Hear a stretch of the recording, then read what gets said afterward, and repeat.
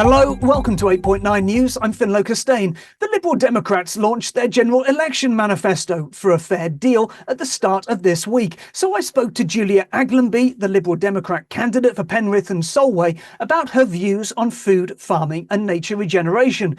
The interview is an extended conversation to find out more about Liberal Democrat proposals. So I started by asking Julia how she would summarise the Liberal Democrat approach to agricultural land use and food production. Ffinlo, it's really quite straightforward. Farmers manage 70% of England. So therefore, if as a nation we would like that land well managed, then it makes sense to have a supportive framework to enable farmers to do their job really, really well.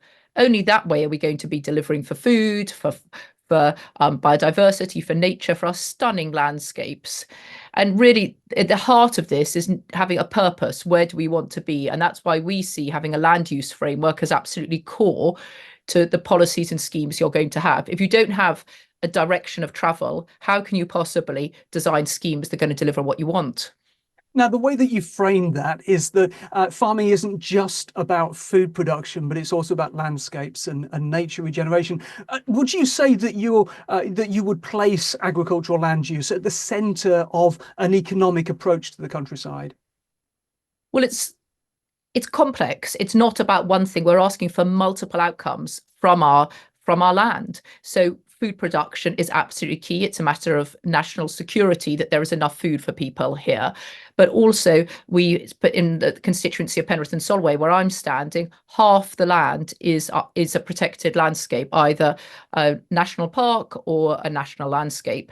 So we are asking lots of things. It's a stacking of outcomes that we're looking for. It's multiple outcomes from one bit of land. So I'm not going to be pushed into a corner saying it's either this or that. It's both and. Now, the Lib Dems have promised an extra £1 billion for farming. Where will that come from? And how will it be spent? Well, overall, our funding, we're looking to spend an extra 27 billion roughly, and we need to put up taxes in order to fund that. We, unlike Labour, we don't think there's a magic money tree. We don't think that we can just grow the economy and produce money, because it's going to be really, really difficult. We know that it's challenging at the moment. We've got to be honest with people. And the question then is, who pays the taxes? And the view in the Liberal Democrats is that people who have the wealth should be paying the taxes, in particular large corporations, many of whom are offshore. They may make money in the UK, but they're domiciled overseas, and they're taking profits out of the UK, and those are the people who should be paying greater taxes. So those are the people where, and also ultra rich individuals. So we're not talking about the people taxing income, we're talking about taxing high net worth individuals. But also in terms of polluters, it's those people who pollute the environment, they should also be paying. So we would be having increased tax on oil and gas companies is really important, a sewage tax on water companies. So those people who are doing the polluting need to be responsible for paying for the cleanup. When you talk about a tax on high net worth individuals there, for example, is that, are you still looking at sort of income tax, or is that more through capital gains? What sort of taxes? Very much through capital gains. So we're not taxing work, we're taxing, well, so we'd be looking at reforming the capital gains tax system, because at the moment it's very easy for people to avoid those taxes. And what we think is it ought to be a fairer system. You may be well aware that also the rate of capital gains tax is much less than income for the higher levels of capital gains. So we need to put more fairness into that system. So that's where it comes from. What are you going to do with it? How is it going to be spent on farming? Well, an extra £1 billion is a 40% increase. This is for England. As you're probably aware, and all the listeners are aware, that agriculture and environment are devolved matters. So we're talking about an extra £1 billion for England, and it's really so 40% increase. And there are many calculations that have been done by farming organisations and by environmental organisations that say that the current budget of 2.4 billion for England is insufficient to deliver. It's been that 2.4 billion for many, many years, and yet inflation's gone up, the cost of delivery has gone up. So our view is that there's going to be an increased budget for the environmental land management scheme. It is unfair to ask farmers to deliver either food or for the environment at less than the cost of delivery. That's not fair. We don't ask people to work in hospitals for less than minimum wage. We don't ask people to work in any businesses for less than the minimum wage, but we're asking that for farmers. So ELM is one area. There's also having an advisory service. If we think about how we transformed agriculture after the Second World War, we had a man or woman from the Ministry of Ag sitting in every kitchen in every farm. It's not really, we're not going to deliver change through a portal on the rural payments platform. It's not about connecting. Transition theory of change is about people. What we need is more people working with people to support each other through change, and that means more investment in advice. So this will bring the budget up to 3.4 billion in England, but you'll be aware that groups like the Green Alliance and the NFU have talked about needing a budget in the region of 5 or 6 billion. And I guess the question is that the current agricultural budget is derived from what was paid under the cap, a very different system. But the goalposts have changed and farmers are now required to do quite different things for the money. So do you think that we need a wholesale review of what's being asked of farmers and how much it might actually realistically cost to deliver it? Well, I think you're absolutely right. And I think, if there was someone here, if I was sitting here for the NHS or sitting here for education, I'd also be asking for increased budgets, aren't there? So there are choices that have to be made. And as we haven't had the other parties' manifestos yet, but if we look at what's been released over the last few months, whether we have been to date the only party that's agreed to increase this budget. So there could always be more money, but it's a really good start to increase the budget by 40%. And I think we start with that and see where we get to. And it's still a very small proportion of the 1.1 trillion that's spent on by government each year. Can I just step back a little bit, Julia? We've dived straight into policy there, but can I ask a bit about your personal journey? You're a commissioner for the Food, Farming and Countryside Commission. How did that come about? That's a really good question. I was put on their website as a commissioner, and then I saw myself there. I thought, oh gosh, I better say yes. So yeah, I'd been involved in the development of the commission from the very early days after the referendum to leave Europe. Lots of people thought, we needed to have to ensure that this biggest change for 70 years in agriculture and environmental policy needed to be well managed. Government sadly decided not to have an official government commission. They did after Foot of Mouth, which Don Curry chaired, and they concluded with this, they didn't want to have that. So effectively, we've been working independently. I mean, I suppose my journey's come from the fact over 30 years, I've always been keen on farming. From the age of 15, I worked on farms, didn't have my own farm. So went into more working with farmers. I did that both in Indonesia in my early 20s, and then from my late 20s onwards, worked in the UK, very much enabling farmers, particularly commoners. That's my specialist area. My PhD is in the governance of common land, enabling farmers in the uplands to have viable livelihoods while delivering for food, for their landscape, and for the environment. And for me, that's at the heart of it. It is enabling people to do what they do and love better. It's about social transition social justice going hand in hand with environmental justice. So is it primarily an academic background? No. I mean, I do have a PhD, but I did that in my late 30s, early 40s. I mean, yes, I've got degrees, but I have worked practically with communities for the whole of my working life, from when I was 22 and left university, working with communities in Indonesia, working as a land agent. So I worked at the auction mart at Carlisle for 17 years, and there my main role is negotiating schemes on commons. So I put over 70,000 hectares of common land in, as a land agent, negotiated that with Natural England. I have then gone into more policy work. So I was a director of the National Centre for the Uplands. I then was on the board of Natural England for 5 years, chairing their uplands committees. It's always that crunchy stuff. I'm the sort of person who's brought in to do tough love. Mm-hmm. Not always popular, but it's always a compliment when people who maybe I've acted against come to me and say, Julia, we've got an issue. Do you think you could come and help us sort it out? And of course, decision making is central to politics. But tell me why you've now chosen the overt political route, why you're standing as an MP, and indeed why you've chosen the Liberal Democrats. That's a really good question, isn't it? And some days you think, my goodness, why did I decide to do this? But actually, I'm so inspired when I meet people, because people want change. What prompted me say was in 2019, you may remember there was a big mess over how Brexit was going to happen. The decision to leave had been taken, but huge chaos. And at that stage, I was on the board of Natural England, had to be completely apolitical. So in the June, I resigned early, wrote a letter to Michael Gove, said I'm stepping down to chair Cumbria for Europe. I then decided to look at all the parties and see which party had the best policies towards Europe, towards managing our countryside, towards managing our environment. And I decided the Liberal Democrats chimed with me. No party's perfect.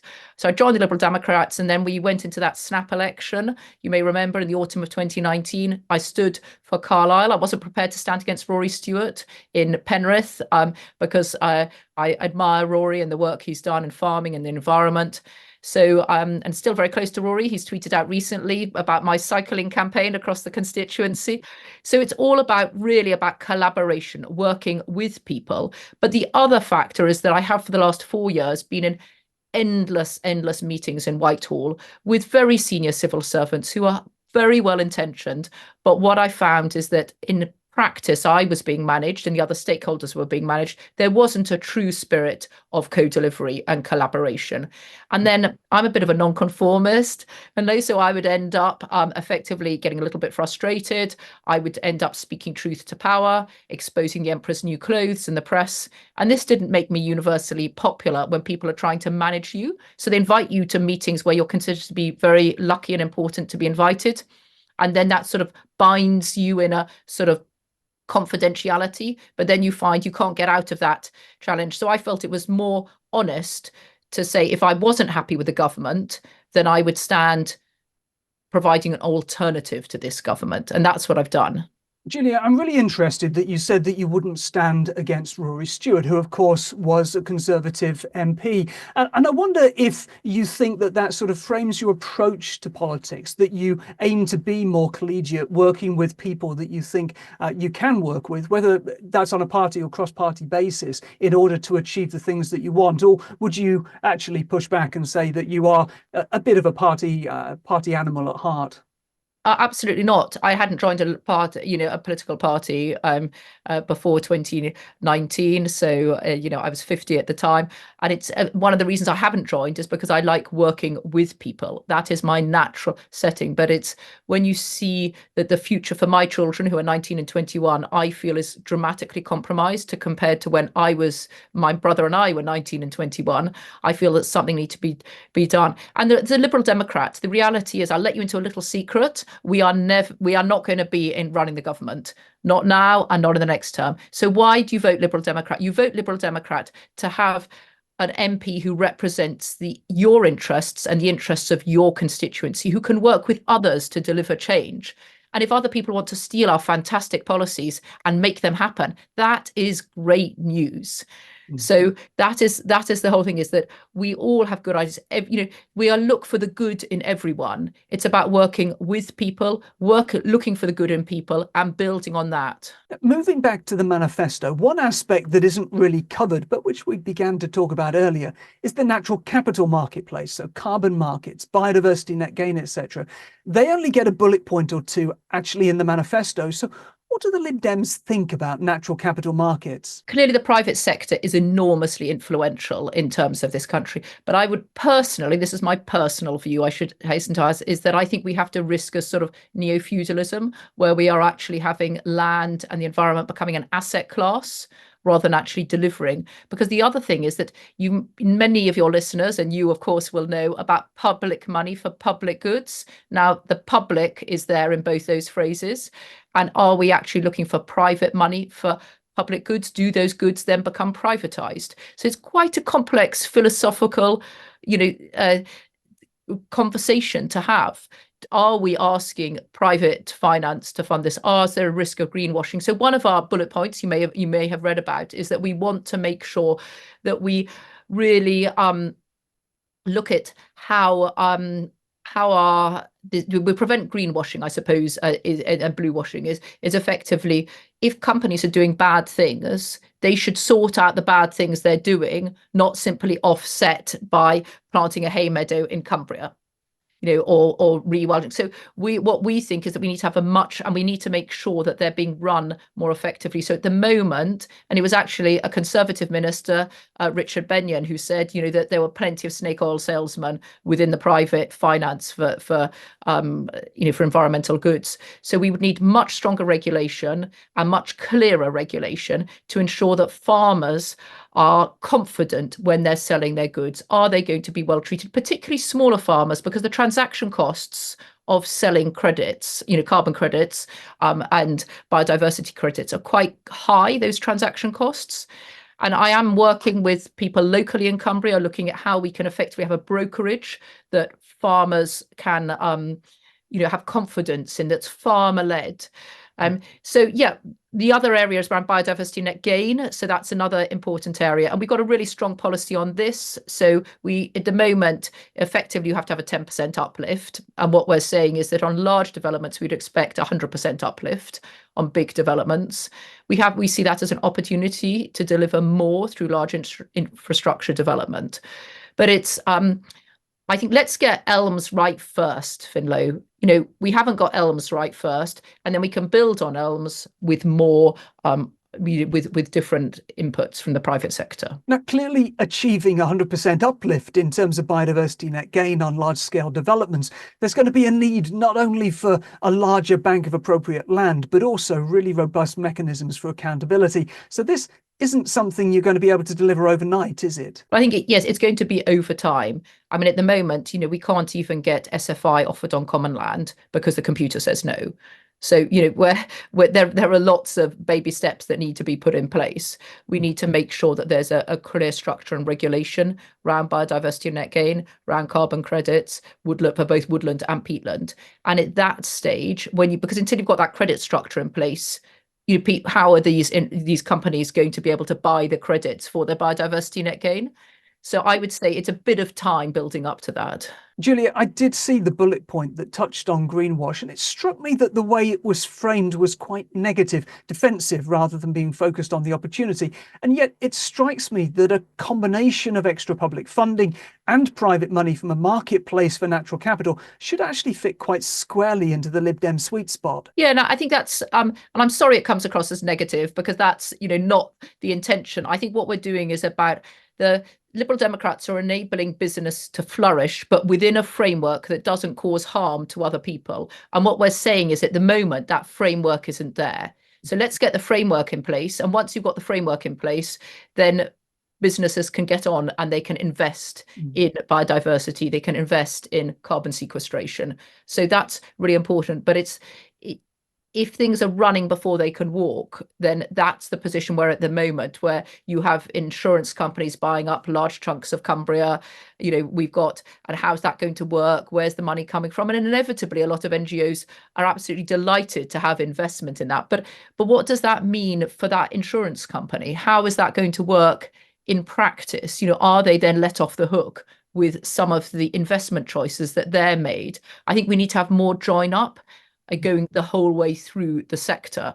And at that point, then it's going to be an opportunity for farmers across the country. Just staying on the subject of nature for a little bit longer, the manifesto talks about woodland quite a lot in relation to nature, but one of the challenges facing Britain is timber supply going forwards. We import 80% of what we currently use, and our needs are likely to expand substantially as we turn, for example, to more timber-framed buildings to deliver net zero. So what's the Lib Dem approach to commercial forestry and the land potentially that needs to be used for that in the future? Well, this is always a dilemma because they're not making it anymore, are they, with regard to land? We've got to set them out. So where we will have to make choices about this. And the question is where is that forestry going to be? And how do we make it work in a way that respects communities? So there is concern in the north of Cumbria, for instance. Certain communities feel that their land is being bought up by forestry companies and that they're being pushed out and their heritage is being eroded as a result of that. So it's all about the conversation. And I think with this, it's about community engagement, about opportunity mapping, making sure that where is it that we're going to have woodland and wood pasture, and where is it that's appropriate for commercial timber. And And I suppose it's also about the economies of scale. So for woodland, forestry companies, they may prefer to have, a sort of 3, 4, 500 hectare block, but actually for the landscape, it may be more appropriate to have, a sort of 25, 50, 100 hectare block. And that's getting the pricing right to make sure it can work within the environment. And that's why we need to invest more in those assessments, and we need to make sure that we take communities with us. Whether you're talking about renewables, whether a wind turbine or solar, whether you're talking about forestry, we have to be responsible for delivering what we require in this country, but at the same time that's working with communities to do that. Now, of course, the Food Farming and Countryside Commission has been pushing quite hard for a land use framework, and that's not something that appears in the manifesto. Is it something that you would like to see delivered by government?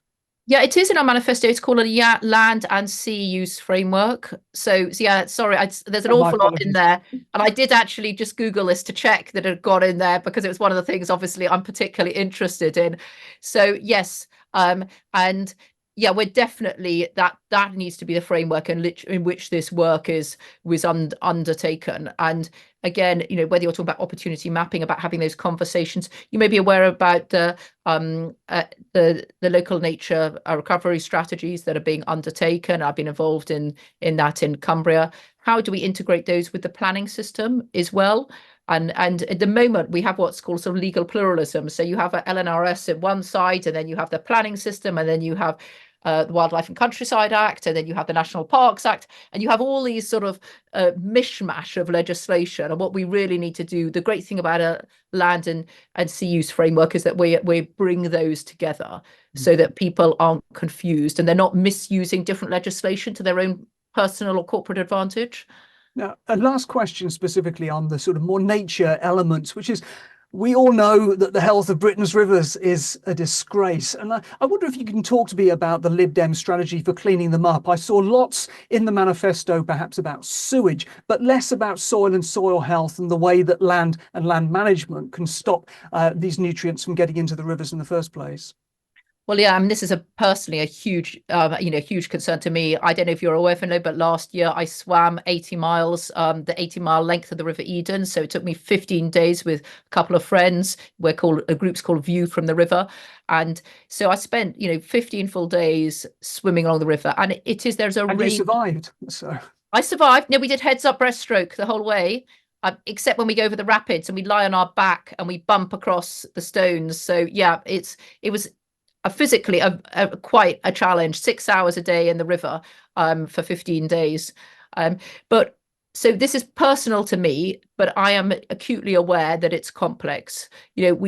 The sewage companies need to be sorted out, and we've got a really, as you say, really clear policy on that, converting them to public benefit corporations. So instead of having the shareholder as their priority, they've got public benefit as their priority.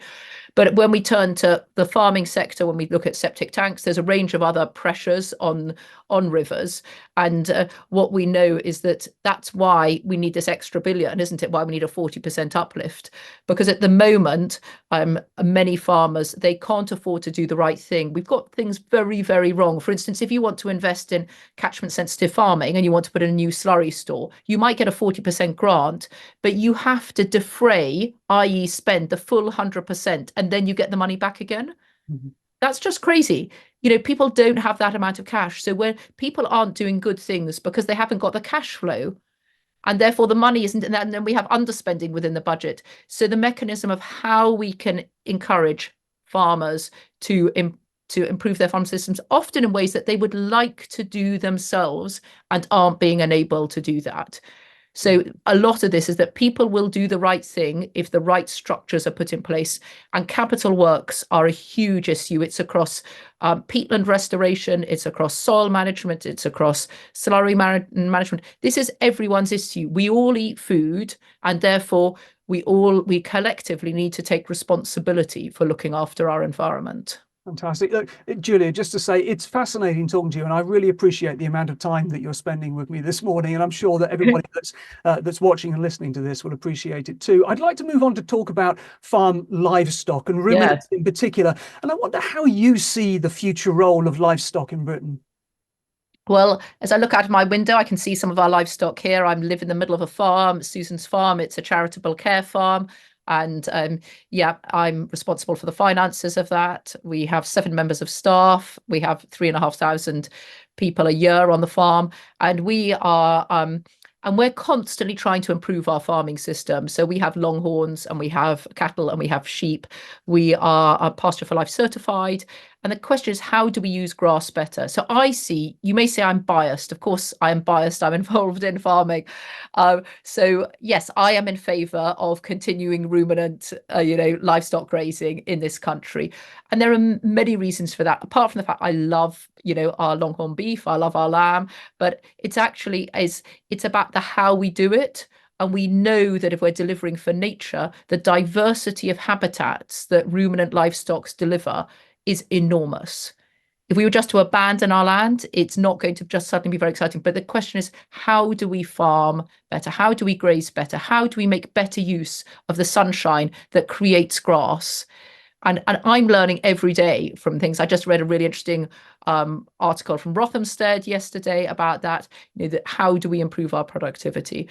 But it's not just about delivering for food. It's about delivering for nature. It's about delivering for how do we make sure our carbon sequestration, how do we graze in order to make sure we capture carbon in our soils. That's a really important thing. And well, again, people are learning all the time around that.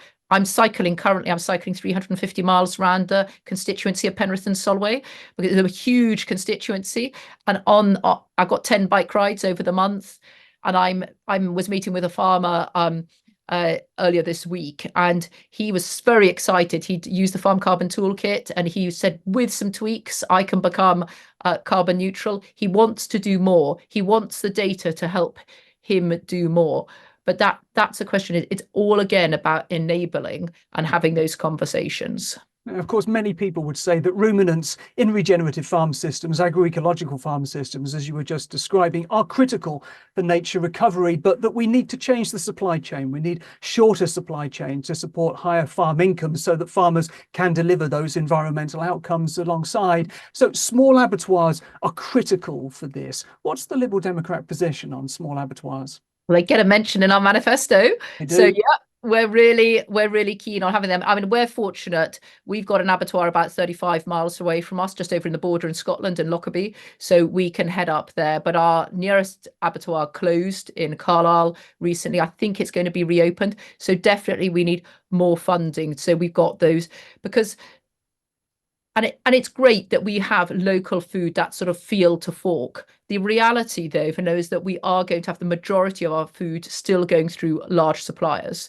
So it's both having, let's have lots more abattoirs. Let's encourage people, if they're going to be eating meat, and that's a personal choice, but if people are going to eating meat, they eat meat from their locality, they really value it, and they understand the benefits that is bringing both to their personal health, physical well-being, but also to their landscapes, to their nature. And that's a great thing that people can do.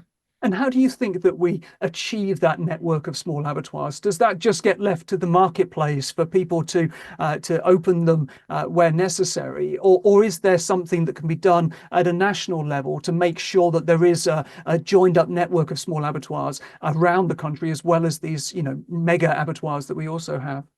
Well, there's work, the Rare Breed Survival Trust and other, organisations, as well as like the National Sheep Association, National Beef Association. They're working hard to do this. So it's going to be different solutions in different places. So I'm really interested in the work being done on mobile abattoirs as well, because that's an answer in some places. So it's going to be, it's going to be having there is funds, there is some increase in funding currently for small abattoirs, and I think that's great. Inevitably, these are being run as a business, and the question is how do we put the right systems in place that those businesses can flourish? And in the end, it is also about people understanding where their food comes from, and people making choices to buy that food, to buy that meat that has been produced locally. But at the moment, we need to have effectively a catalyst through having these new abattoirs with high standards. Everybody wants animals to be well looked after on their final journey. The farmer wants that and the consumer wants that. And we're asked questions about that the whole time. So investing in those systems is good. Now, we've talked about the advantages of a shift to agroecological agriculture, but of course, on the other side of that coin, many conventional farms continue to use a lot of petrochemical fertilizers and pesticides. Do you expect the transition to agroecology to be largely market-led, or do you favour a more carrot and stick approach that includes penalties, for example, taxes on the more fossil fuel intensive methods of production? I think it's going to be a bit of both. So as I said earlier, I was talking about this sort of freedom within a framework, and what the Liberal Democrats have in our manifesto is about sustainable farming standards and making sure that we do have standards, that work, that we ensure that it's economic to do the right thing, that it's financially beneficial for your business to do the right thing, and it's having that level playing field. So the Food Farming Countryside Commission is really clear that about seeking a journey travelling towards more agroecological farming systems, and the Liberal Democrats are really keen on having that we enable farmers to farm more sustainably, because that if we can reduce your input costs, then that's beneficial. So I was with a dairy farmer a couple of days ago, and she was saying, she's actually one of the few Pasture for Life dairy farms. And she says, I don't spend 50,000 a month on my feed bills. Mm-hmm. I'm managing my grass better. So for a lot of farmers, we've been encouraged down a particular route, and we've got into high input, high output. And yes, we need to produce enough food. There's no doubt it's about producing sufficient food. Having enough food produced in the UK is important. We've done some modelling in the Food Farming Countryside Commission, and that is perfectly possible with some changes in how we can. And technology is coming in all the time in terms of how we can adapt our farming systems. And I think a lot of farmers who, conventional farming is, what is conventional, isn't it? And that's changing over time. So with the hike in fertilizer prices a couple of years ago, when, the awful invasion of Ukraine, a lot of farmers suddenly have adapted their farming systems and are putting less on. They're looking at how they can make their grass work better for them. So I think it will be a traveling journey, but one with a lot of walking with people on the journey is much more effective than punishing people for not being at the destination that you want them to be at. Julia, I still want to talk about planning and about public health. So let's move on. And I wonder, while many would recognise that there is clearly an urgent need for new homes in Great Britain, people may be concerned by your proposal for 10 new garden cities. What are garden cities and where are they going to go? Yeah, it's I have to say I haven't been at the centre of this planning for garden cities, so I'm not a world expert on this. But I think what I do know, and if you will read elsewhere in our manifesto, is that, well, firstly, all parties agree that there aren't enough houses for people. So, and we know that housing, actually, the land taken up by housing is only a very few percentage. I can't remember, it's less than 5%, isn't it, of Britain? So we know that it's not the amount of land, it's really how those cities and towns work. So one of the big challenges at the moment, if we take Penrith, which is the local town, Penrith and Solway, my local town where I go shopping, is that is growing substantially as it gets on the outskirts. But what we're finding is we haven't got the infrastructure, we haven't got the bus services, we haven't got the shops, we haven't got the hospitals, we haven't got the schools to provide what I would call a home, a community. We're simply building lots of housing estates, and that's not working. So the ethos behind the garden city is that you have a sustainable community in that area, so that people can, they can hopefully bike to school. They have green spaces nearby where they live. They have a GP where they can get to quickly, and that is really important at the moment. People aren't being able to get GP's appointments in Penrith because there are so many people. So I think it's about, let's not get hung up on the location. That needs to be developed with local communities. So our planning policy, look at our manifesto, is very much a bottom up. It's about neighbourhood planning and building that up. But it also is setting the framework under which we expect developers to plan. So developers buy land up, don't they? And then they seek to build housing on that at, maximising their profits.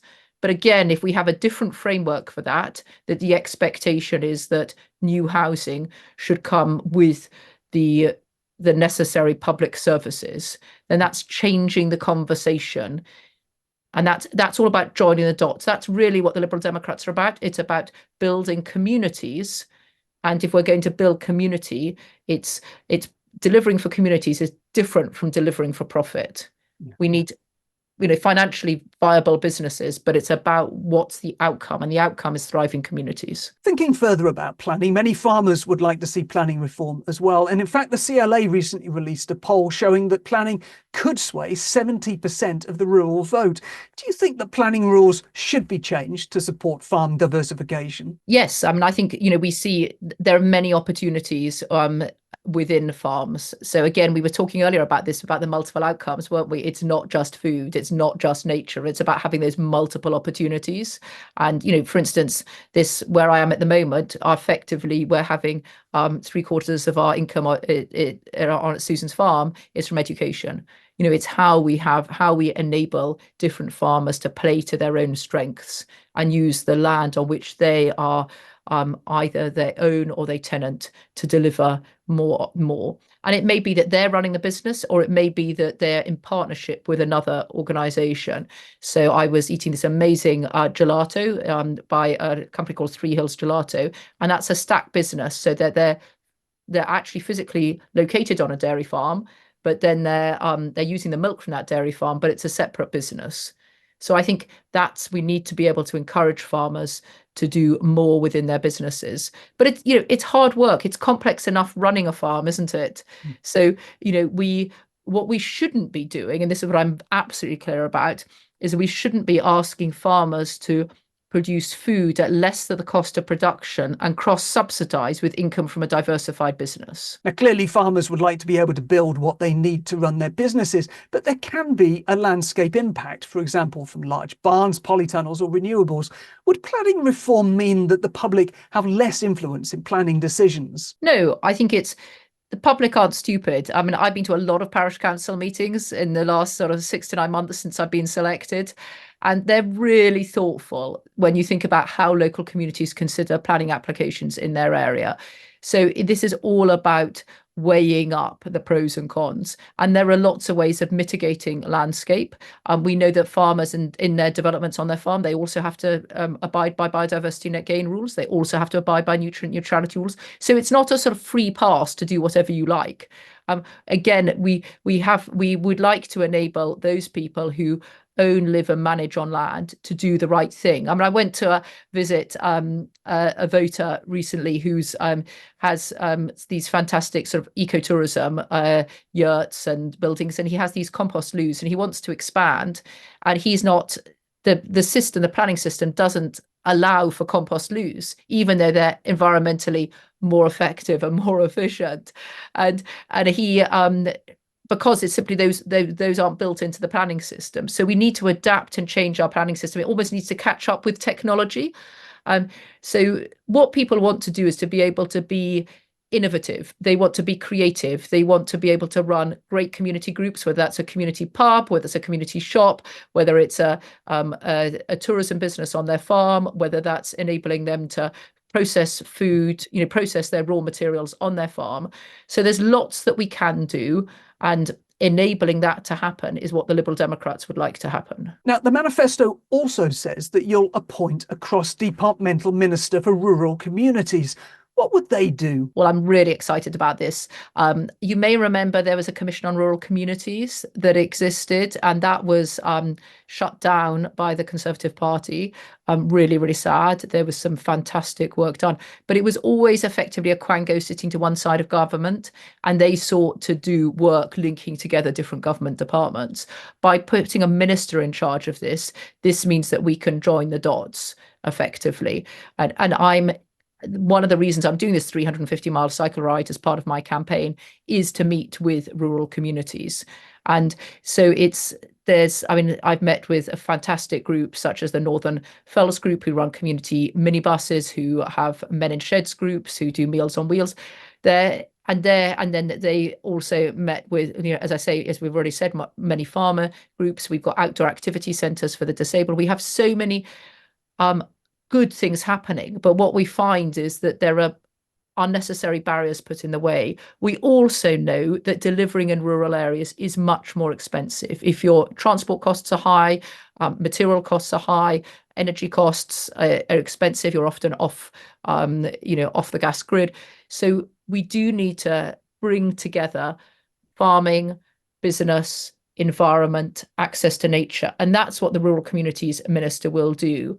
They will oblige government to listen. And I really hope this is something that comes to fruition. It'd be something that absolutely delighted whoever is in power, if they can make this happen, that would be brilliant. As you say, tremendously important to bring together these various different elements, because rural communities are suffering in so many different ways. Now, look, we're running low on time. In fact, we're running over time, and thank you for still being here. But good health requires a good diet. And the manifesto says that the Lib Dems will create a holistic and comprehensive national food strategy. What will that cover? Well, I'm sure you're already well aware of the National Food Strategy that was published, an independent one. And, hats off to Henry Dimbleby and his team who put that together. I think their core recommendations are sound. The problem is that government hasn't acted. This Conservative government hasn't delivered, and it's on those recommendations. So what we believe in as Liberal Democrats is an implementation. A thesis on a shelf is lovely in terms of reading, but it's not actually delivering the change. So we think that we actually need to join up. And if you looked at our policy document, it's called Food and Farming. So we're actually linking the two together. Food poverty isn't about why do we have food banks? It's because people are poor. It's not really food poverty. It's just poverty. Why is it? It's completely wrong that in calorie for calorie, if you eat processed food, unhealthy food, it's twice as cheap as eating good quality food. So we do need to join things together. We do know that 40% of the expenditure by the NHS is on preventable disease, which having good quality food and access to the environment in terms of physical and mental well-being would transform that. So so that's absolutely essential that we actually implement a national food strategy. Now, there will be bits within the existing national food strategy which are just absolutely ready to go, and there are other areas where people want to have continuing conversations about. But I think having clarity that we can't leave these things just to the market. I was at a fascinating meeting on sort of food get together at Wadston Manor, there's Rothschild Place a couple of years ago, and Nestle were there, and Pepsi Cola were there, and Tesco's were there, and all these companies, and then they had some NGOs on for there for balance. And it was really interesting, without mentioning the names of who said this. One of the companies said, we will not be changing how we advertise our products. We won't. We know that we shouldn't be doing this early, but until there's regulation. So the companies are perfectly happy with regulation as long as it is a level playing field for all. And I think that's what's critical about this national food strategy. We need to make sure that we create a fair deal for farmers, a fair deal for food producers, and absolutely critically, a fair deal for citizens, particularly those in the most disadvantaged of households. Good food and quality nutrition, of course, can significantly contribute to a health strategy as well, to change the NHS from being essentially a sickness service to a wellness service, and really help to bring those costs down. Do you see the work that you're doing within that national food strategy really linking public health into the way that we produce food and the way that people access food as well?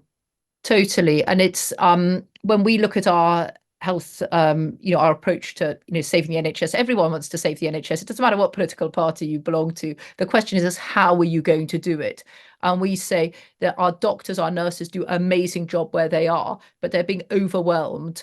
The front door is sort of being effectively blocked by, because of poor public health. We're having more and more people needing hospitals because we don't have the right caring, the support for carers. We're having more and more people coming in, and then we're not being able to get people out of hospital back into homes. And it is very, very connected. You are what you eat. We are what we eat. And that goes to the heart of this. And so our view as Liberal Democrats is that we need to join up public health. And it's public health is the food you eat. It's also about having access to nature within, 10 to 15 minutes of where you live, making sure that everybody, whether it's a green space or a blue space, that needs to be at the heart. And that's why garden cities are, important. This is why we need to create green space within urban communities, as well as enabling people from urban communities to access our protected landscapes. I was talking to Julia Aglionby, the Liberal Democrat candidate for Penrith and Solway. The full list of candidates for Penrith and Solway can be found on our website. More news also on our website, 8point9.com. That's all for now. We're back soon. Thanks for watching.